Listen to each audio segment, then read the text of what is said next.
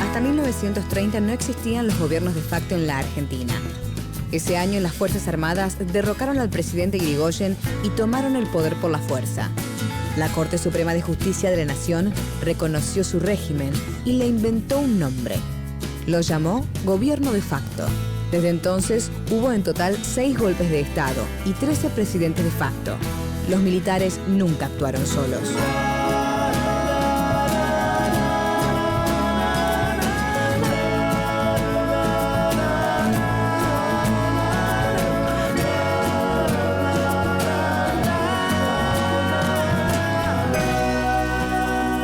Esta serie cuenta la historia de esos hombres y de las corporaciones que los sostuvieron.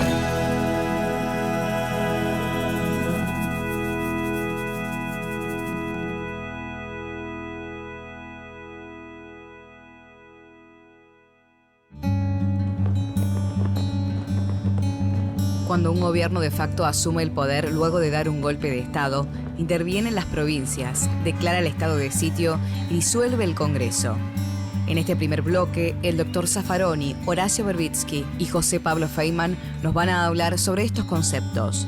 Pero para eso, primero es necesario empezar por la democracia. Etimológicamente es el gobierno del pueblo, pero ¿cómo? ¿Cómo se va haciendo esa representación? ¿Quiénes pueden ejercer ese derecho de representación? El hecho de elegir y de ser electo, ¿cómo se fue ampliando eso? Hay una idea por supuesto, está asociada a la idea de democracia la ciudadanía, ¿no? Pero hay una ciudadanía formal, que es lo que concede el derecho al voto, y hay una ciudadanía real, ¿no? Hay una ciudadanía que para ejercer ese derecho al voto plenamente, con conciencia, requiere un mínimo de condiciones de dignidad de vida, ¿no? De alimentación, de instrucción, en fin. Esa ampliación de ciudadanía real no se conforma con la ciudadanía formal. La ciudadanía formal es un presupuesto básico, pero después hay que rellenarla con ciudadanía real. Bueno, recién usted hablaba de cómo la democracia se va construyendo y de cómo van apareciendo las normas que regulan el sufragio. Quisiera pedirle si puede hacer un recorrido de lo que fue la ley Sáenz Peña, que fue un antes y un después. Todos sabemos lo que pasa a partir de 1860. Buenos Aires domina el país, de alguna manera, tanto en la Argentina como en casi toda América Latina. Se establecieron repúblicas oligárquicas, es decir, una oligarquía terrateniente. Se repartía territorio, propiedad y vidas y se iba reproduciendo. Esas oligarquías se mantenían en función de fraude electoral. No había... Se legitimaban a través de un argumento. No podemos dejar a estos negros, estos indios, estos mestizos manejarse por sí mismos. Hay que educarlos antes y después vamos a llegar a la democracia.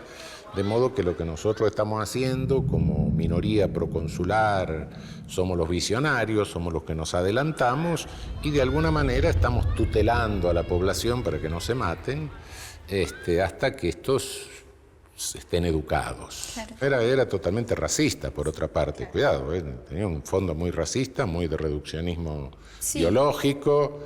Eso que se mantenía a través del fraude, fue generando una resistencia que comienza a eclosionar fundamentalmente en 1890, con la Revolución del Parque, con la Unión Cívica. Después vienen las sucesivas revoluciones fracasadas de Irigoyen, hasta que, bueno, los propios intereses británicos van dándose cuenta que necesitan cierta estabilidad. No podían estar de revolución en revolución. No servía para la economía. Claro, entonces no son funcionales. Es el mes de marzo. Se va a elegir presidente a la manera tradicional. La Unión Cívica, que ya es fuerza popular, tras una convención se abstiene no conforme con el sistema. Pese a la abstención de la Unión Cívica, el trámite se cumple. El país tiene un nuevo presidente, Sáenz Peña. Yo me obligo ante vosotros, ante mis conciudadanos, a provocar el ejercicio del voto por todos los medios que me acuerda la Constitución, porque no basta garantizar el sufragio. Necesitamos crear y mover al sufragante.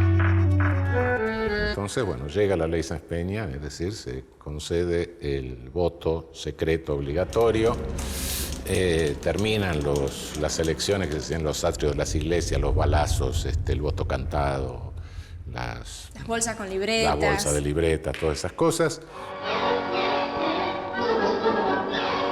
4 años después, la ley se cumple. Bajo la ley Sáenz Peña, el pueblo va a votar. El peso de las urnas dará su veredicto. La ciudad amanece a un 12 de octubre distinto. El recinto donde se manejan los destinos del país espera a un hombre. El poder cambiará de mano y de doctrina. Irigoyen es presidente. Después, los hechos que han entrado en la historia. Un carruaje tirado por el pueblo desde el juramento hasta el poder.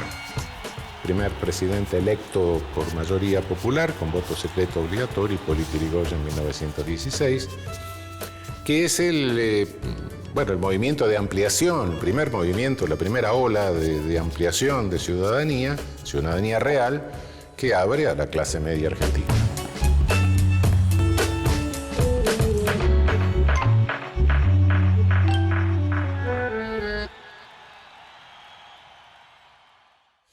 A partir del 30, del golpe del 30, de la dictadura de Uriburu, lo que se ensaya a partir de ahí ya no es tanto el fraude en la elección, aunque lo hubo, sino el fraude a través de la proscripción de partidos políticos. Abelardo Ramos plantea que las élites que de alguna forma conducen el golpe de Estado del 30 lo hacen recién en ese momento porque antes no lo habían necesitado. Es decir, antes el sistema vigente avalaba sus intereses y la forma que tenían de hacer política. Sí, incluso hay algo que llama poderosamente la atención. De las dos cámaras, la cámara más reaccionaria que siempre tuvimos nosotros fue el Senado.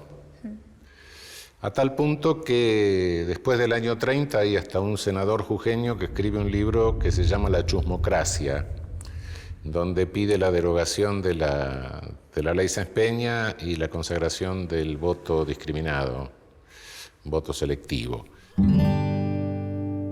Hemos tenido desde 1930 hasta 1990, son 6 décadas, donde ha habido por lo menos un golpe militar por década, y en algunas décadas 2 y 3, sumando los exitosos y los fallidos. En todos ellos, sin excepción, ha habido una impronta muy fuerte de la Iglesia Católica. Y todos los golpes exitosos han tenido como derivación, como salida, una restauración política sobre bases liberales. Salvo el golpe del 43, cuya salida es el surgimiento del Movimiento Nacional y Popular, liderado por Perón. Cuando usted dice bases liberales, ¿a qué se refiere para imaginar estas salidas? Bueno, Uriburu da el golpe del 30 con un planteo corporativo, antidemocrático, e inmediatamente asume el poder el general Justo, que tiene una relación totalmente distinta con los partidos políticos y sin ninguna fantasía de tipo corporativista. Es decir, el corporativismo es una fantasía que la Iglesia trae a la política argentina. La fantasía subyacente es la de un ejército católico que restaura la armonía perdida por culpa de las facciones, de los políticos que son siempre parciales, de la corrupción que va asociada con la actividad política. Y los militares llegan con la pureza de sus intenciones, la rectitud del soldado, la austeridad del cuartel, y enarbolando la espada restauran los valores mancillados por la politiquería. Es decir, el gobierno de Onganía en el 66 también llega con toda la fantasía corporativa, la doctrina social de la Iglesia, una enorme retórica católico-corporativa. Y poco tiempo después convoca como ministro de Economía a Álvaro Alzogaray para hacer una política liberal clásica. Sí, siempre ha sido así. El capitalismo se basa en la propiedad privada. Y el capitalismo es un sistema muy simple. Hay que ganar mucha plata. Nadie tiene que intervenir en la plata que gana el que la gana, y el que gana mucha plata compra cosas que son su propiedad privada, que nadie se las puede sacar. Entonces, al poco tiempo hay pocos que tienen mucho y hay muchos que no tienen nada. Este es el mercado librado a su propia dinámica. Entonces, por eso el intervencionismo estatal es esta idea de intervenir el Estado en el mercado, que aterroriza tanto a los liberales. No, el mercado hay que dejarlo libre, libre, libre. Sí, al mercado se lo deja libre y en un año el mercado pertenece a 2 grupos nada más, porque se devoraron a todos los otros o los fundieron. Por ejemplo, un grupo poderoso, monopólico, dice, bueno, vamos a trabajar un año a pérdida, le dice a su colega, dos hay. Sí, trabajemos un año a pérdida, y se funden todas las pequeñas y medianas empresas que no pueden trabajar a pérdida. Entonces, habría 2 interpretaciones. Para el enfoque liberal, el mercado tiene que estar desregulado. El Estado no tiene que intervenir en el mercado. Y, bueno, el mercado desregulado implica el Estado mínimo. Por eso, Martínez de Oz y la dictadura de Videla decían achicar el Estado es agrandar la nación. Para los gobiernos nacional populares, los keynesianos, es regular el mercado. Entonces es mercado regulado y Estado máximo. Es la oposición. El golpe del 76 también, todas las banderas de la pureza y de la lucha contra la corrupción. El comandante de la Fuerza Aérea, Agosti, hace un discurso donde él parafrasea el misterio de la Santísima Trinidad y dice que la Junta Militar son 3 poderes distintos que forman uno único e indivisible. Es decir, esto es permanente en toda esta retórica. Ahora, la economía la maneja Martínez de Oz. El financiamiento es de los bancos transnacionales, con el apoyo del Fondo Monetario. Claro. A esto me refiero cuando digo que hay una inspiración católica y una retórica nacionalista en el primer momento, y eso luego deriva en las políticas más crudamente liberales.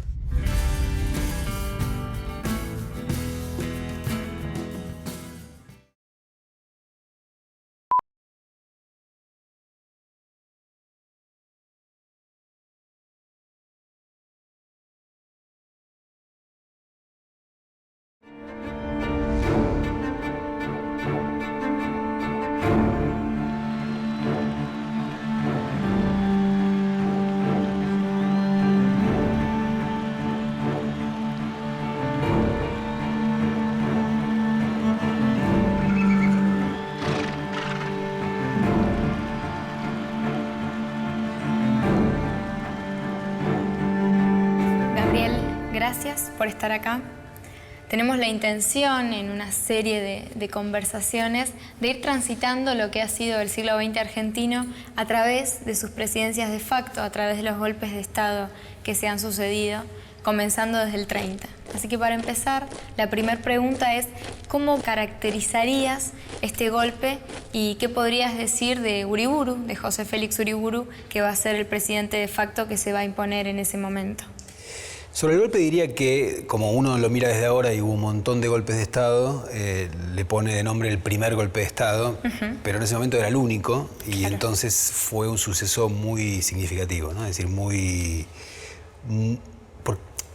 trascendente porque rompía una larga época de institucionalidad que más allá de que en Argentina antes de 1916 había un sistema de gobierno controlado por un grupo pequeño, donde por momentos se aplicaba el fraude, de todos modos nunca había habido un quiebre en la legalidad, ¿no?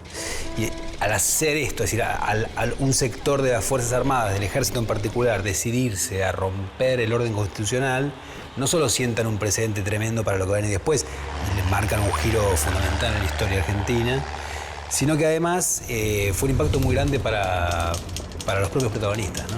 Si uno mira el gabinete que arma Uriburu, muchos habían sido funcionarios en los gobiernos previos a 1916. Era gente muy grande, aparte, de edad, ¿no? Sí. El mismo Uriburu ya era una persona grande, digamos, para la época, tenía 61 años cuando llega al poder, pero era un oficial muy prestigioso, muy querido por sus colegas, diríamos, pero a la vez alguien que en realidad estaba pensando más en el fascismo, más en Primo de Rivera en España, en la dictadura, que en lo que quería el resto de los oficiales que hoy llamamos más liberales, que dirigía justo, que era básicamente sacar a Irigoyen e instaurar un nuevo sistema político que ellos pudieran controlar fuertemente, pero con mucha participación civil y no concentrando el poder en una persona, justamente en nombre de lo cual se había hecho toda la agitación anti-irigoyenista. Uriburu tenía una idea distinta. Uriburu era, ¿no?, el poder fuerte y el poder que supere este mal invento que es la democracia liberal, ¿no? Claro. Algo importante para entender justamente este gran cambio que se da es qué había pasado en la Argentina con el irigoyenismo. Digo, en 1902 está la ley Sáenz Peña, comienza el voto secreto, universal, obligatorio, y se da un cambio enorme porque va a ser el primer gobierno, el de Hipólito Yrigoyen, en tomar medidas de corte popular, medidas de un corte muchísimo más inclusivo que las que se venían tomando. ¿Podrías caracterizarnos cómo son estos años del irigoyenismo en la Argentina para entender lo que viene después? Sí, digamos, el irigoyenismo, como decías vos, por un lado, al aplicarse el voto obligatorio masculino, eso genera una participación masiva electoral, eso le permite al radicalismo un triunfo que pocos se esperaban en los grupos dominantes previos, ¿no? Sorprendió a muchos de los conservadores y instaura un tipo de gobierno que, como decías recién, genera un mayor vínculo con ciertas esperanzas populares, con ciertas lógicas populares. Depende cómo uno lo mire también, digamos. También fue muy duro con los sectores más radicales del movimiento obrero, con los anarquistas, con los socialistas. Bueno, bajo su gobierno, el primero, tuvieron lugar los episodios de represión obrero más terrible de la época, ¿no? La Semana Trágica, lo que pasó en la Patagonia. Pero a la vez, simultáneamente, es cuando el Estado empezó a intervenir en las disputas entre sindicalistas y patrones y empezó a intervenir más en el mundo del trabajo, ¿no? Muchas veces a favor de los sindicatos. Es decir, está en contra de los grupos de izquierda radicales, pero no de los sindicalistas, ¿no? En realidad me parece que más que las medidas concretas del gobierno de Yrigoyen, lo interesante es esto que vos marcabas antes, la sensación de un cambio, porque así como las clases altas ven el ascenso popular, entre las clases populares muchos también vivieron este periodo como ahora nosotros somos parte de algo que antes no éramos. Y esas cuestiones simbólicas muchas veces pesan tanto como medidas concretas de política, ¿no? Conocí gente una vez entrevistando por un programa de Yrigoyen a Florentina Gómez Miranda, si no me acuerdo, que era una militante radical. Ella lo había conocido Yrigoyen cuando era maestra normal, terminó el colegio y le fue a pedir trabajo a la Casa Rosada. Él esperaba, recibía a todos, ¿no? Fue visto como un ascenso plebeyista, ¿no? Como un ascenso de la chusma, así lo llamaban. La chusmocracia. Exactamente, así lo llamaban ya en el primer gobierno de Yrigoyen, aquellos que que consideraban que el Estado les correspondía por derecho propio, un derecho casi aristocrático, ¿no? Es decir, que no va con las repúblicas, pero era algo no dicho, algo, como decías vos, algo no institucional, ¿no? El gran problema que tuvieron los conservadores, es decir, aquellos que habían dirigido el país durante décadas, más allá de las diferencias internas que tuvieran, fue que no consiguieron, y esto hay varios historiadores que lo han marcado, no consiguieron armar un partido popular. un partido como hubo en distintos países de América y de Europa, partido de derecha, un partido conservador, pero que tuviera un apoyo masivo, ¿no? Y que pudiera competir en las elecciones con los radicales, ¿no? Fracasaron estos intentos, con los cuales los radicales comenzaron a ganar una y otra elección, y así, si uno simplifica mucho, puede decir que comienza esta orientación de estos viejos conservadores hacia una alianza con el ejército y con la iglesia, buscando una salida que no sea a través de elecciones para lo que ven como una amenaza total contra el orden establecido de manera que ellos lo pensaban, ¿no? Por eso toman el poder en 1930 y por eso posteriormente se le llamaba ese momento la década infame, ¿no? Porque es un grupo que simplemente por la fuerza y después instaurando el fraude, digamos, crea un gobierno del país que lo favorece a ellos y donde vuelve buena parte del viejo elenco conservador, pero insisto, ahora transformado en el sentido de que ya no se puede volver atrás después de la experiencia radical.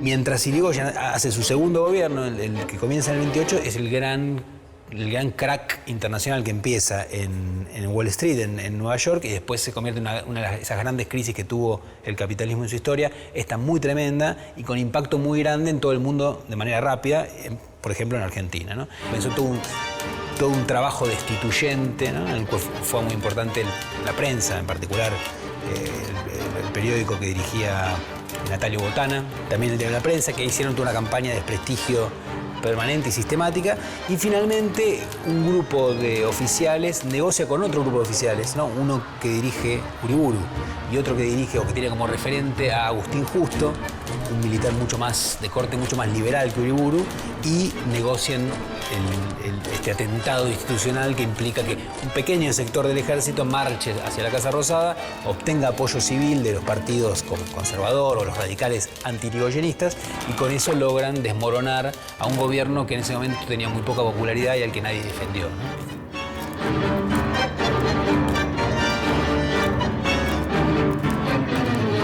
En general, en todos los golpes de Estado siempre hubo algún medio que tuvo un papel, o algún hombre de medios que tuvo un papel muy activo, ¿no? Y el golpe, 6 de septiembre de 1930, ¿cómo son esos días? ¿O cómo ocurre el golpe prácticamente? Digo, estos militares con apoyo civil avanzan por las calles, ¿a dónde van? Lo que ocurre es que no todos los... O sea, la mayor parte de los oficiales del ejército eran totalmente indiferentes a lo que le pasara a Irigoyen. Muchos no apoyaron la caída, pero tampoco se dispusieron a defenderlo como hubiera sido su deber, en tanto que el ejército depende de... Bueno, el jefe de ejército es el presidente, ¿no? Sí. Entonces nadie hizo nada por él. Entonces, es un grupo bastante audaz porque, si no me equivoco, son 600 cadetes los que salen del colegio militar y caminan hasta la Casa Rosada. Y lo que sí hubo fue un arreglo con algunos de los partidos políticos, en ese sentido es un golpe cívico-militar, ¿no? Con algunos de los partidos políticos anti-irigoyenistas, como los conservadores, los radicales antipersonalistas, un sector del socialismo, que llevan gente, convocan gente que apoya, que vitorea a este grupo, y lo que va pasando es que nadie se lo pone. Irigoyen se va a La Plata porque quiere resistir, espera que la guarnición de La Plata lo apoye, no ocurre y de ahí renuncia, ¿no? Y se queda en la Casa Rosada el vicepresidente Martínez y renuncia a él. Entonces, en realidad es como una especie de... es un pequeño empujón y todo se va cayendo. Digo, 600 soldados, bueno, creo que eran 600 cadetes más algunos soldados que apoyaban, pero no era una fuerza que pudiera asustar demasiado. Sin embargo, lo que pasaba era que realmente la situación era muy complicada para el gobierno y había bastante consenso en contra del gobierno y consenso de que puede haber un cambio golpista, digamos, porque es algo que uno tiene que pensar en todos los golpes de Estado. Siempre se dan con algún apoyo popular también, ¿no? Me parece que el irigoyenismo como fenómeno de masas e Irigoyen como líder son dos cuestiones apasionantes, ¿no? Y también es apasionante la figura de Uriburu, ¿no? Que sería como su némesis, si uno quisiera al final. Porque tiene... Es decir, porque es un personaje bastante particular, ¿no? No representaba lo que pensaba la mayoría de los que eran como él, sino que era alguien que soñó con una sociedad distinta, que detestaba todo lo popular, que detestaba todo lo que había traído el irigoyenismo y que quería... Y que para hacerlo confiaba en la fuerza y en esto, y volver a esta idea de que hay una aristocracia que tiene que gobernar. Para él la democracia es demagogia y lo que hay que hacer es terminar ese orden político e instalar un orden político que vuelva a poner a los mejores en el gobierno de la patria, ¿no? Y esa es su idea, y ahí detrás también están las ideas de Leopoldo Lugones, ¿no? La idea de ha llegado la hora de la espada, había dicho unos años antes, y de instaurar surge esta idea de que el ejército es la reserva moral, ¿no? Es decir, aquel que tiene los valores de la patria, y entonces contra tanta demagogia, contra tanta chusmocracia, etcétera, la solución está en el ejército, cuya oficialidad además era un grupo proveniente de las clases altas en esa época, ¿no? Preguntas puntuales no Sí. hay más. Si querés hacer un cierre personal, algún tipo de reflexión. Diría algo más, ¿no? Sobre el golpe del 30, hay algo que tenemos en historia que es que nosotros siempre sabemos el resultado, ¿no? Es como, hago una analogía tonta, pero es como ver un partido de fútbol sabiendo ya cómo va a terminar, ¿no? Entonces, si sabes cómo va a terminar, te perdés los detalles. Porque lo que te importante es cuando llegan los goles que llegan a la victoria, ¿no? Y un poco pasa eso cuando uno estudia historia, que el peligro es mirar a los golpes de Estado como una línea causal, donde el primero ya es el primero, ¿no? Y el primer golpe de Estado. Entonces, ya cuando lo pensás así, hay un segundo que va a venir. En esa época no era el primer golpe de Estado, era el golpe, ¿no? Entonces, y eso me parece que es muy importante para entender el golpe del 30, que es una novedad absoluta. O sea, que las Fuerzas Armadas, que habían sido clave en la formación del Estado Nacional, porque en buena medida la consolidación del Estado argentino tiene que ver cuando el ejército empieza a obedecer a ese Estado y no a las provincias, ¿no? Es decir, y no a otros grupos. Y eso permite la construcción de ese Estado. Que ese mismo ejército, unas décadas después, se convierta en el enemigo del Estado, actuando como una corporación, es decir, como un cuerpo, es una novedad importante, es un cambio muy grande y tuvo consecuencias tremendas y terribles.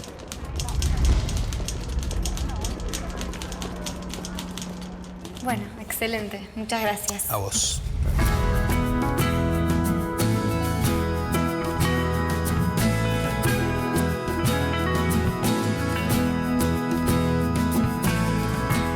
No queda mucho que decir, más queda mucho por hacer en esta casa nuestra. Primero dejar de matar, segundo dejar de mentir, y por algo se empieza. Y el viento del sur nos hará temblar, y las ventanas del frente se abrirán, y la ciudad será un poco nuestra. Y las ventanas del frente se abrirán, y la ciudad será un poco nuestra. El cielo nos